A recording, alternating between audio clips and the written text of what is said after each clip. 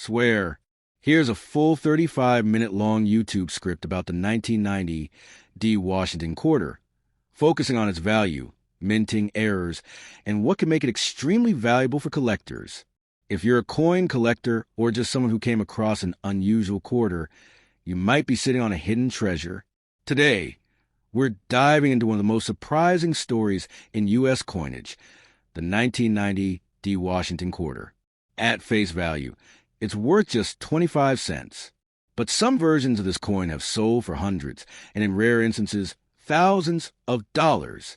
So what makes the 1990 D quarter so special? Stick around, because by the end of this video, you might want to start checking your spare change a little more carefully.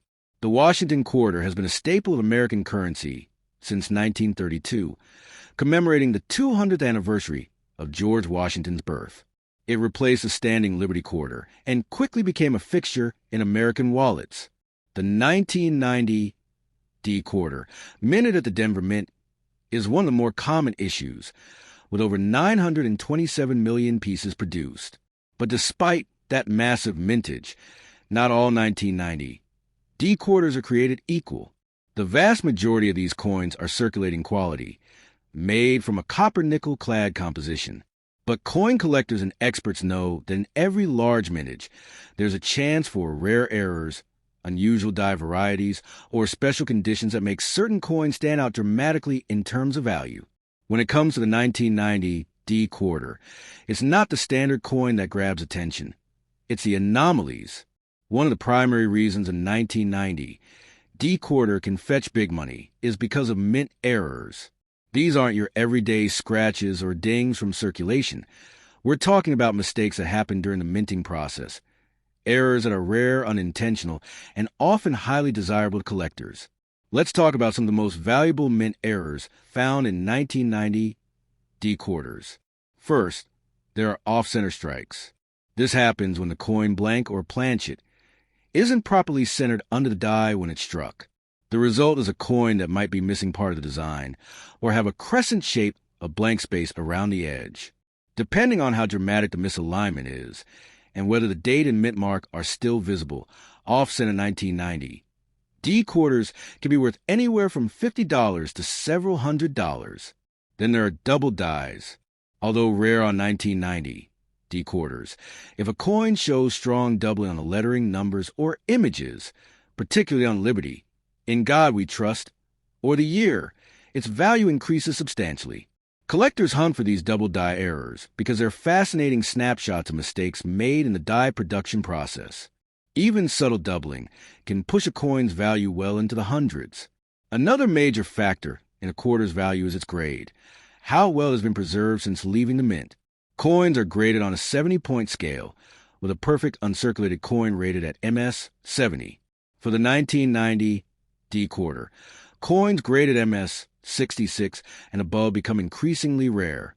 While a well-worn example from pocket change might be worth only face value, an MS 66 or MS 67 1990 D quarter certified by a grading service like PGS or NGC can be worth over $100, sometimes more if demand spikes. So what about the highest prices ever paid for a 1990 D quarter? Let's talk records. According to auction data, top-graded coins in mint state can fetch anywhere from $500 to over $1,000 depending on condition and market trends. The most expensive 1990 D quarter ever sold was graded MS 67 plus by PGS and realized a price of over $1,500. That's a big return on a coin you might still find in circulation today. One of the most intriguing finds comes from transitional errors. Occasionally, the U.S. Mint accidentally uses a planchet meant for a different denomination or metal composition. For example, some quarters have been discovered struck on nickel planchets or even on experimental pieces. While there haven't been widely confirmed transitional errors for the 1990 D quarter, it's always worth testing coins with unusual color or weight. What makes the 1990 D quarter such an interesting case is how seemingly common it is. With nearly a billion struck, it's not rare by volume, but it's a great reminder that value in coin collecting doesn't always come from scarcity. It often comes from rarity within a common group. A standard 1990 D quarter might be everywhere, but a high-grade, mint error, or exceptionally preserved example is something else entirely. Now, let's talk about how you can check your own 1990 D quarters to see if they might be valuable. First, look at the coin's condition. Is it shiny, sharp, and free of scratches? Next, inspect the mint mark. The D should be clearly struck without signs of doubling. Examine the date lettering and edges closely with a magnifying glass or jeweler's loupe. If you see signs of doubling, off-center images, or unusual color or weight, you might have something special. You should also consider investing in a good digital scale and coin caliper. Knowing the exact weight and diameter of your coin can help you identify if it was struck on the wrong planchet or features any die rotation.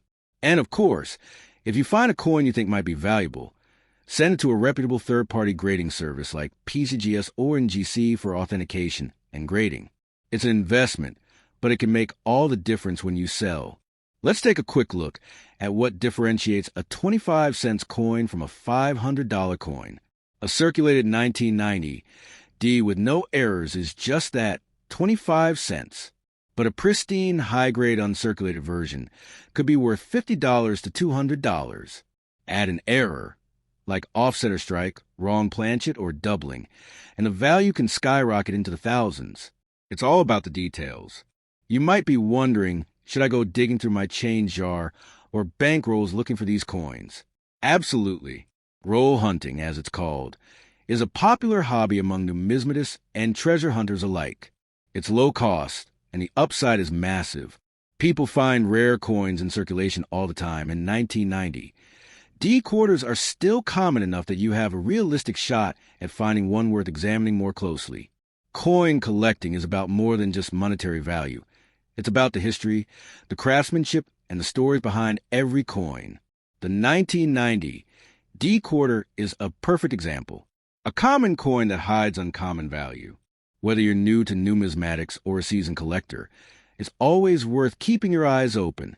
To wrap things up, remember that most 1990 D quarters are only worth their face value, but in the right condition or with the right error, they could be worth hundreds or more.